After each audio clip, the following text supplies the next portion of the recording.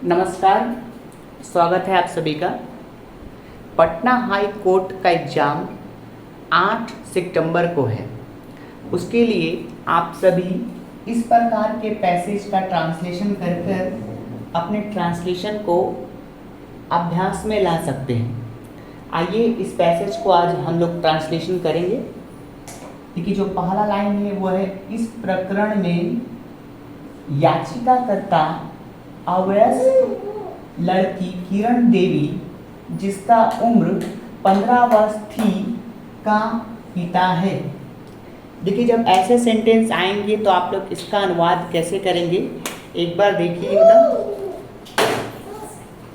देखिए, सबसे पहले सेंटेंस पढ़िए। सेंटेंस जब आप पढ़ेंगे तो ये देखिए लिखा है, इस प्रकरण में याचिकाकर्ता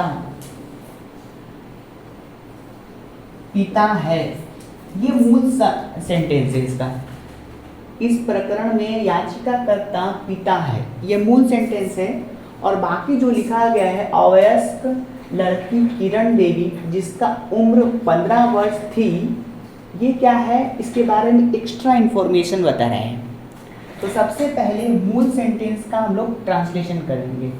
देखिए, तो इस प्रकरण में याचिकाकर्ता, जब में बीच में रहेगा या फिर का के की बीच में रहेगा, दो नाउन के बीच में, तो सबसे पहले सेकंड वाला नाउन को लिखिएगा इंग्लिश में और फिर फर्स्ट वाला नाउन को लिखिएगा।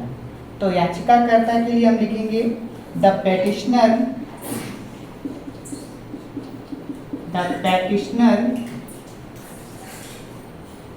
में के लिए इन दिस, इस प्रकरण में इन दिस केस, इस प्रकरण से इन दिस केस। उसके बाद पिता है के लिए इज, और पिता के लिए फादर। ठीक है। अब बाकी सेंटेंस को जो है, अवयस्क लड़की किरण देवी, जिसका उम्र 15 वर्ष थी, उसको हम लोग क्या करेंगे, जोड़ देंगे। देखिए, जोड़ेंगे कैसे, यहां से लिखेंगे अ माइनर, अवयस्क क्या होगा, माइनर, अ माइनर लड़की, लड़की के लिए girl, a minor girl Kiran Devi, Kiran Devi का किरण देवी, जिसका उम्र 15 वर्ष थी। जिसका के लिए क्या लिखते हैं हम लोग, हु, और था थी है, इसके लिए वाज, हु वाज 15 वर्ष 15 ईयर्स उम्र ऑफ एज। ठीक है, ऐसे ट्रांसलेशन आप करेंगे, इसका तो आपका बहुत अच्छा ट्रांसलेशन माना जाएगा और एग्जाम में 100% आपको अंक दिए जाएंगे। एक बार फिर से देखते हैं। इस प्रकरण में याचिकाकर्ता अवयस्क लड़की किरण देवी, जिसका उम्र 15 वर्ष थी, का पिता है। इसका मूल सेंटेंस था, इस प्रकरण में याचिकाकर्ता पिता है, ये मूल सेंटेंस था। बाकी जो लिखा गया था, अवयस्क लड़की किरण देवी, जिसका उम्र 15 वर्ष थी, ये इस सेंटेंस का एक्स्ट्रा इंफॉर्मेशन दे रहा था, इसलिए हमने इसको बाद में लिखा। पहले हमने लिखा इस प्रकरण में याचिकाकर्ता, मैंने बोला यदि दो नाउन के बीच में का के की रहेगा तो सबसे पहले इंग्लिश ट्रांसलेशन करते वक्त सेकंड वाला को पहले लिखेंगे, और पहले वाला को बाद में लिखेंगे। तो इस तरह लिखा, द पेटिशनर, याचिकाकर्ता का द पेटिशनर, में के लिए इन, इस प्रकरण में दिस केस, है के लिए इज, पिता के लिए फादर। अब बचा क्या है, अवयस्क लड़की किरण देवी, अवयस्क के लिए माइनर, लड़की किरण देवी, गर्ल किरण देवी, जिसका के लिए हु, उम्र 15 वर्ष थी के लिए वाज 15 वर्ष, 15 ईयर्स ऑफ एज। आइए अगले सेंटेंस का हम ट्रांसलेशन करेंगे।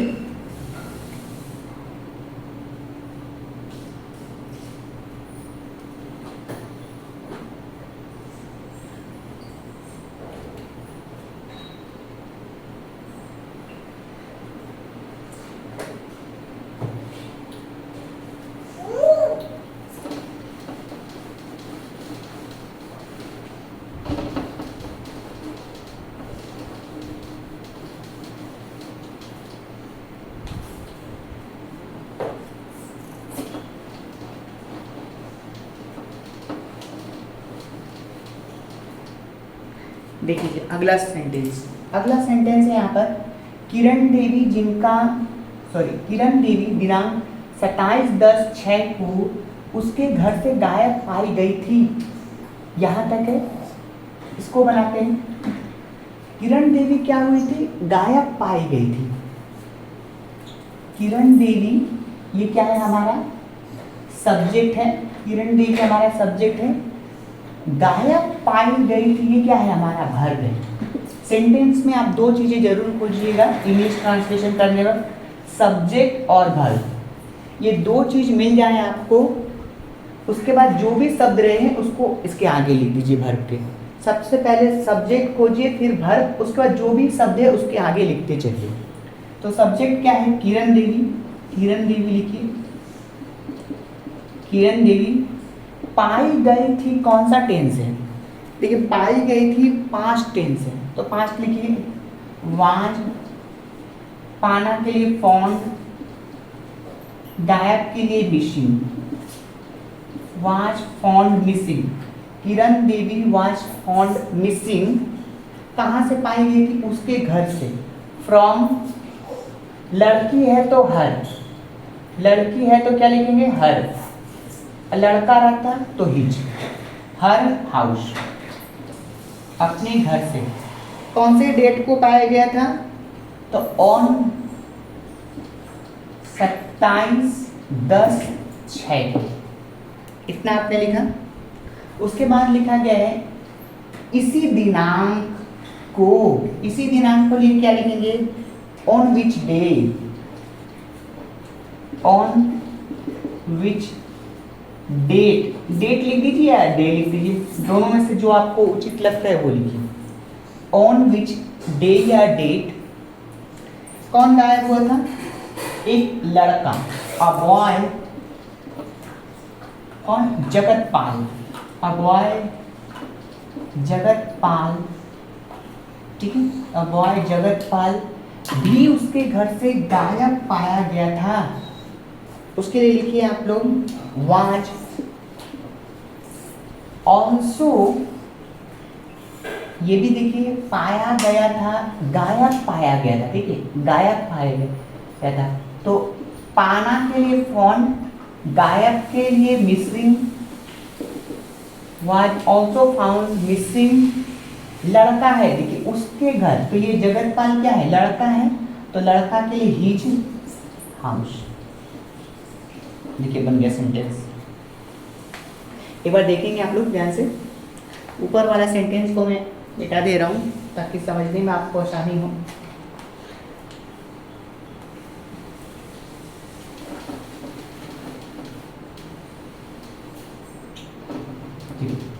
ये वाला सेंटेंस था, किरण देवी दिनांक 27/10/2006 को उसके घर से गायब पाई गई थी।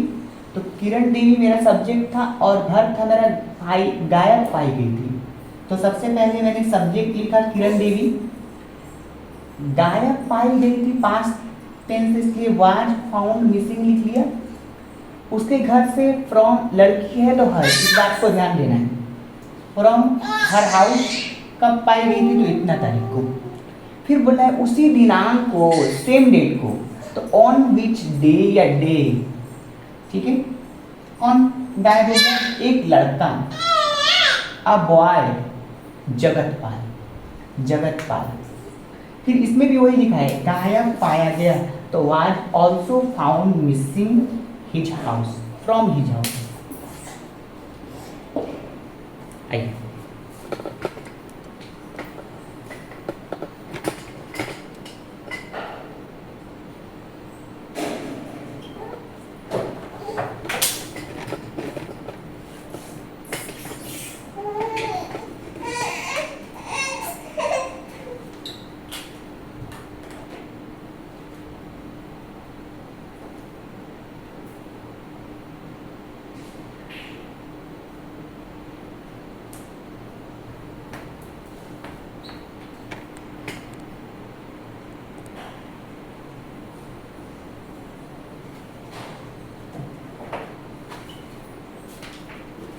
आइए जी देखते हैं, ये वाला बातें आपकी समझ में आया होगा आप लोग को।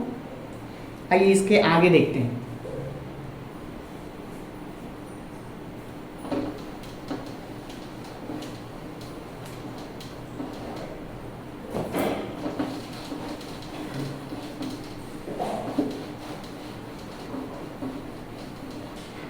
यहाँ तक आपका हो गया है सेंटेंस। इसके आगे देखेंगे हम लोग।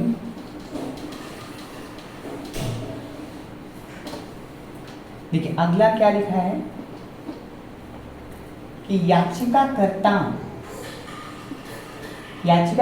ने उसके पुत्री किरण देवी की गुमशुदगी रिपोर्ट पुलिस थाना कोतवाली दमोह पर की थी। अच्छा, याचिकाकर्ता ने क्या किया? पुलिस थाना में की थी। क्या की थी? हम लोग जब भी पुलिस थाना जाते हैं तो पुलिस थाना में हम लोग क्या करते हैं? अपने रिपोर्ट को दर्ज करवाते हैं। ये की थी मतलब यहाँ सेंस आपको निकालना पड़ेगा कि दर्ज की थी। क्या की थी? दर्ज की थी। क्या निकालना पड़ेगा? दर्ज की थी। उसके बाद देखिए ये सब्जेक्ट है आपका याचिकाकर्ता और दर्ज की थी क्या है? आपका वर्ब है। तो सबसे पहले सब्जेक्ट लिखते हैं सेंटेंस में, फिर वर्ब लिखते हैं। तो याचिकाकर्ता के लिए क्या था? पेटिशनर। अब की थी के लिए क्या लिखेंगे? देखिए दर्ज करना के लिए होता है लॉज्ड। क्या दर्ज की थी? गुमशुदगी रिपोर्ट, मिसिंग रिपोर्ट। क्या लिखेंगे? A missing report. कहाँ की थी? कहाँ किया था इन्होंने? पुलिस थाना कोतवाली दमोह में, विथ पुलिस स्टेशन। पुलिस थाना का पुलिस स्टेशन लिखते हैं कोतवाली दमोह।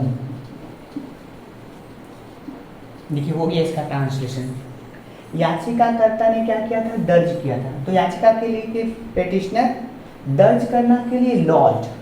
क्या दर्ज किया था? गुमशुदगी रिपोर्ट और मिसिंग रिपोर्ट। कहाँ किया था? विथ पुलिस स्टेशन कोतवाली दमोह।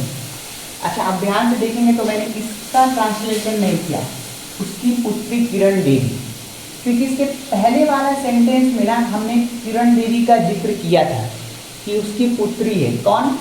याचिकाकर्ता की पुत्री है। कौन? किरण देवी। इसके पहले वाले में सेंटेंस में हमने जिक्र किया था, ट्रांसलेशन भी कर दिया था। तो बार बार एक ही चीज़ को लिखने की आवश्यकता नहीं है। सेंटेंस में याद रखिएगा, बार बार एक ही चीज़ को नहीं लिखेंगे। आइए देखिए लास्ट सेंटेंस देखते हैं हम। लास्ट वाला एक बार पार्ट देख लेते हैं।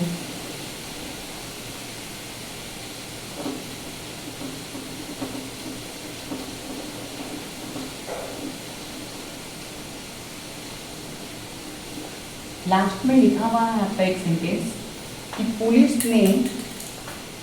पुलिस ने खोज करने के बाद लड़ते जगतपाल को पकड़ा और किरण देवी को भी अभिरक्षा मिल गया।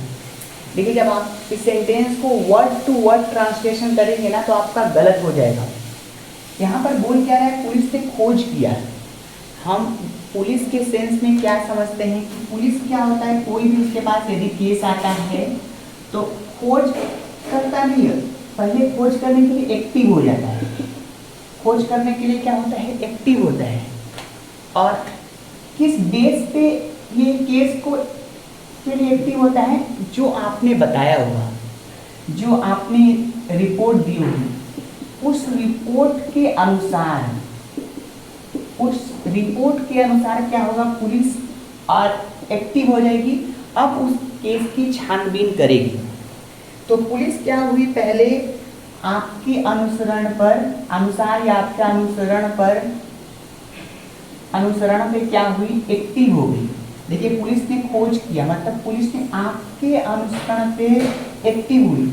एक्टिव होने के बाद क्या किया? लड़के जगतपाल को पकड़ा, फिर लड़की को भी अभिरक्षा में लिया। तो पहले इस चीज को लिखना पड़ेगा कि अनुसरण। तो अनुसरण के लिए एक वर्ड आता है परसुएट।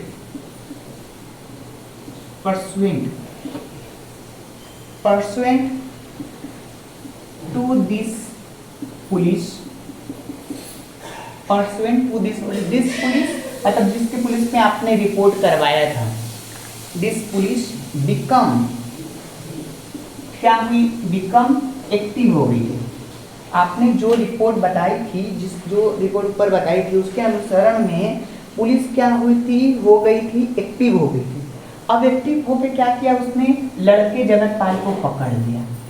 तो पकड़ना के लिए आप यहाँ पर कैच या कॉट मत लगाइएगा, पकड़ना के लिए होता है नैप्ड होता है। देखिए क्या लिखेंगे, become active and after search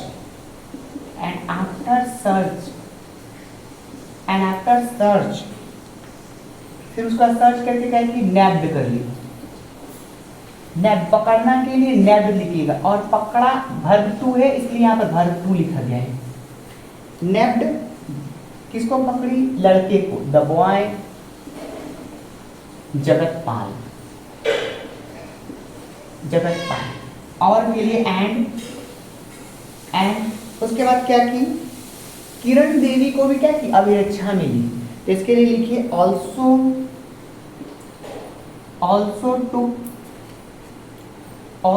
to Kiran Devi,